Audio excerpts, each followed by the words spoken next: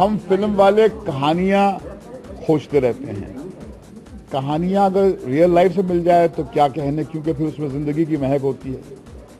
तो मेरी मुलाकात जब फखरुद्दीन भाई से मेरी हुई लकी अली साहब के साथ में बेंगलोर के होटल में, तो वहाँ पर मुझे एक थोड़ा सा आइडिया मिला इनके परिवार का। जब मैं इनको ज़्यादा करीब से जानना शुरू किया मैंने, तो देखा कि इनके वालिद साहब जो हैं वो एक बहुत ही सिंपल फार्मर हैं, आसाम के एक बहुत ही बैकवर्ड इलाके को से हेल करते हैं। तो उनकी दास्तान हमने सुनी तो हमारा बिल्कुल दिल दहल गया। एक ऐसा इंसान जिसने एक सिंपल सवाल पूछा कि मेरे गांव में हमारी बेटियां, हमारी बहनें, हमारी माएँ क्यों चाइल्ड बर्थ के दौरान हॉस्पिटल तक पहुंचने से पहले दम तोड़ देती हैं।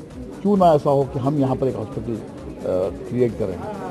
और इस तकलीफ, इस एंग्विश से उन्होंने एक ऐसी एक मूवमेंट शुरू की जिसके आधार पे एक इतना बड़ा एक हॉस्पिटल आज वहाँ पर खड़ा है। तो वो अपने आप में एक बहुत ही बड़ा इंस्पिरेशन था, जिसकी वजह से हम निकल बना। हमने सुना तो था कि बहुत बड़ा हॉस्पिटल इन्होंने क्रिएट किया है, मगर सुना था, मगर कल्पना में भी नहीं था कि उन्होंने कितना कमाल का हॉस्पिटल क्रिएट किया है।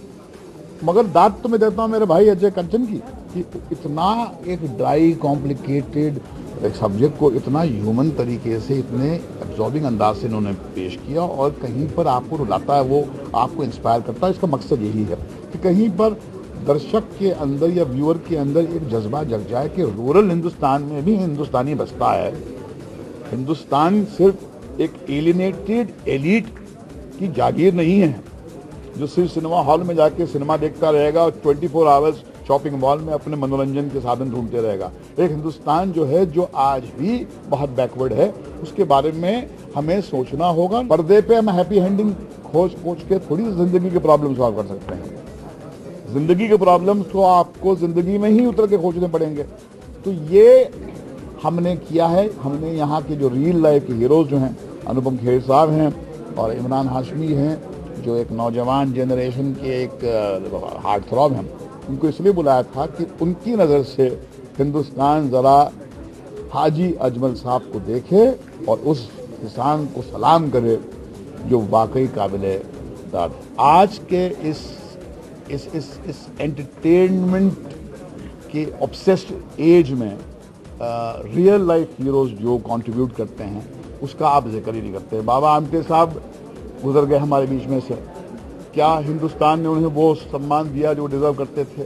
और ऐसे हजारों लोग हैं हिंदुस्तान के नॉर्थ से लेके साउथ तक, ईस्ट से लेके वेस्ट तक, जिनका आप नाम भी नहीं जानते, मगर टेलीविजन के पर्दे पे, स्क्रीन पे या स्क्रीन के पर्दे पे कोई एक छोटा सा कैमियो कर जाए तो उसकी मेमोरी तो हमारे जहन में जाके ऐसे बैठती है कि हम सालों नहीं भूलते।